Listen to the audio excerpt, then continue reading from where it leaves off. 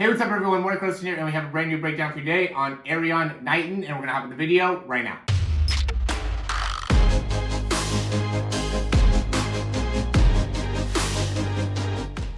Alright, so we recently got this recommendation to do the breakdown on Erriyon Knighton. I thought it would be a great idea just because he has a very unique body type. He's 6'3", 175 pounds. He's also 17 years old, I want to say. Could be 18 years old. He's right here in this, I want to say it's like Adidas Invitational, looks like.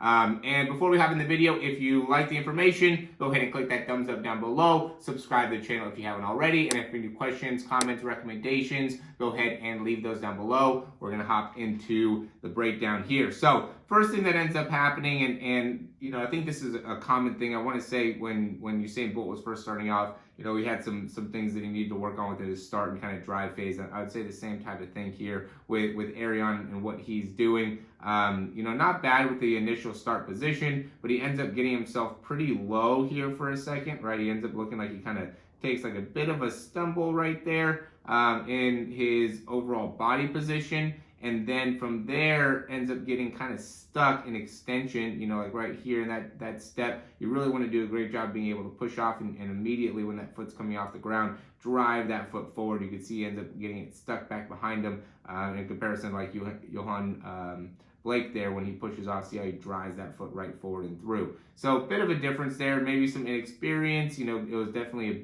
big moment. He ended up still running a 999 here, so you know, it still has elite track speed. Obviously, through the drive phase is going to be something that he's going to want to work on. He ends up, you know, getting pretty low here, especially for his height, and then ends up really having to rise up really early as well. So his drive phase is definitely something he could work on and improve. And then as he's getting to his top end speed, you know, he really relies a lot on his extension and push back. He has a great range of motion through his leg, through that lower back, and really has a beautiful cycle and bringing the leg through. Might be getting the heel a tiny bit high, but, you know, obviously he's still being able to cycle the leg through in a very high level way, which is great. Now once he gets to his top speed, he's a little behind, but ends up catching all these guys that are, you know, Olympic level sprinters. So at a very young age, right, 17 years old, 18 years old, being able to do that is really amazing. We're gonna go ahead and take a look at his foot contact time.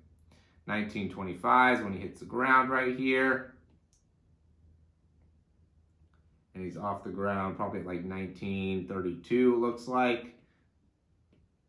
Ish, maybe 1933, right? So he's at about 0.08, I would say would be a better estimation there, about 0.08. Foot contact time overall, which is super elite. 1933 to 1968. How much time he spends off the ground, which is 0.35. Again, excellent in both of those. Really quick on the ground. It seems like he has really an elite level of stabilization within the feet, which is awesome, especially for somebody his height. I see a lot of people that are, you know, really even 6'2", anybody 6'2" and up, really have a hard time in getting their foot contact even down into 0.1 area or below 0.1 area. And so to be able to get his foot contact below 0.1 is excellent. He's going to definitely want to work on his stride. To me, you could see as he gets to his top end speed, he doesn't have that really great knee bend or knee height position, right? So he really is relying a lot on the extension of his body. He's relying a lot on the hamstrings and the length of the hamstrings. And so, you know, he's going to need to get a little bit stronger, in my opinion, in order to be able to get down into those 9.6, 9.7 area. And in order to do that, you know, there's some people that might end up squatting a good amount, which is going to end up shortening the hamstring. You know, he's going to want to be able to maintain that really elite level length of the hamstring and also develop the hip flexor and the core muscles. So, you know, to me, the Nordic hamstring curl, you just can't, you know, go wrong with that, as well as like deadlifts, good mornings, things that are going to keep that great range of motion through his lower back and through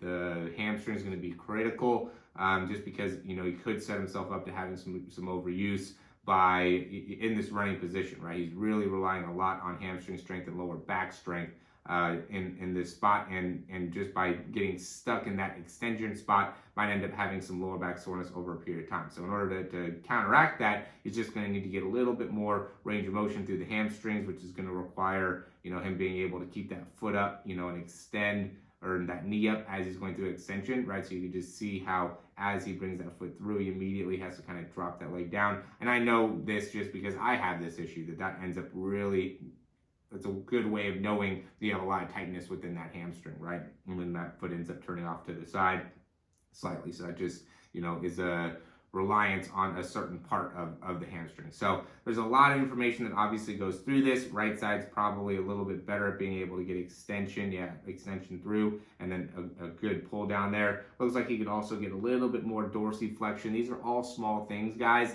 that really make a big difference, right? If you could just make it so you hit your foot with a little bit more dorsiflexion, or are able to create a little bit more of a knee extension out in front of you, and hip flexion out in front of you, you can pick up, an extra 0.1, maybe 0.2 meters per step, right? Or can end up turning your legs over, 0.01 or 0.02 seconds faster. And these all make a huge difference when it comes to these elite level times, right? When you could do, like let's say you got an extra 0.2 meters per step, that could end up being 0.3 of a second that you stay off your time. So now he goes from a 9.9 to a 9.6 time. Obviously, that's not something that he's going to be able to do overnight. That's going to take a lot of work to be able to make that type of change. But if you can make that type of change, then the results are going to be very, very favorable. And also, he kind of stumbled out of the start, right? He still has to work on his drive phase, or he can work on his drive phase. So it's still not a perfect rate, still not super clean. And I do think he has a lot of area to improve. And this is where,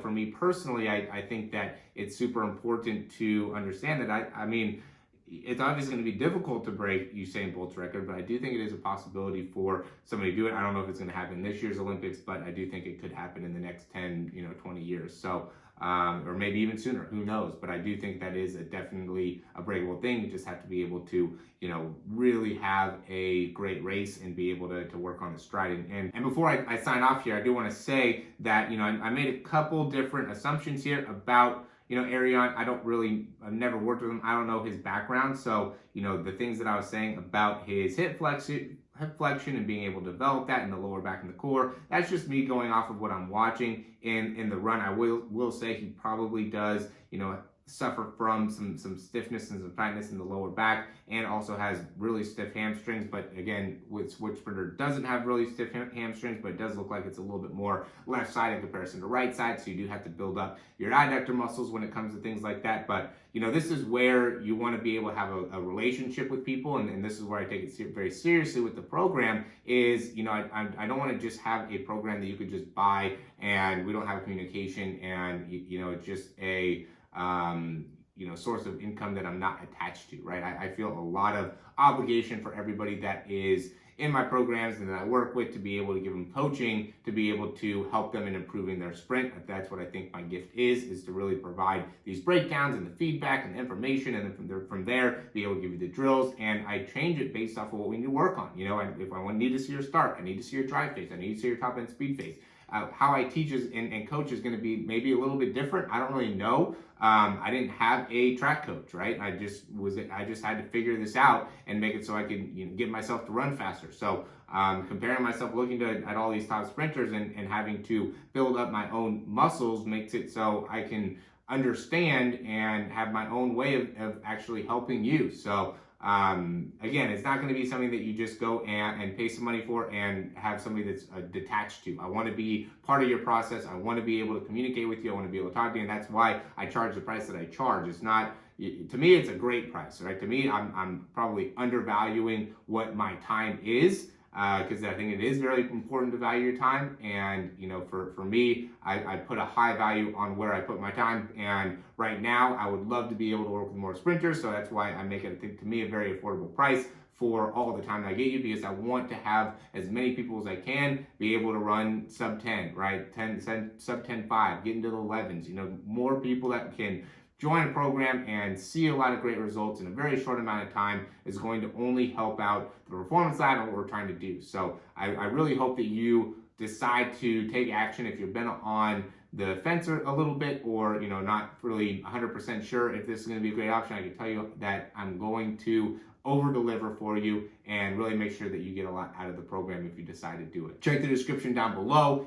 Like the video if it makes a big difference here. If you're still watching the video, you gotta click that thumbs up. That really helps us out a ton. Subscribe to the channel if you're interested and ready to go with the program. The links are all down below. Thanks for watching, and we'll talk to you soon.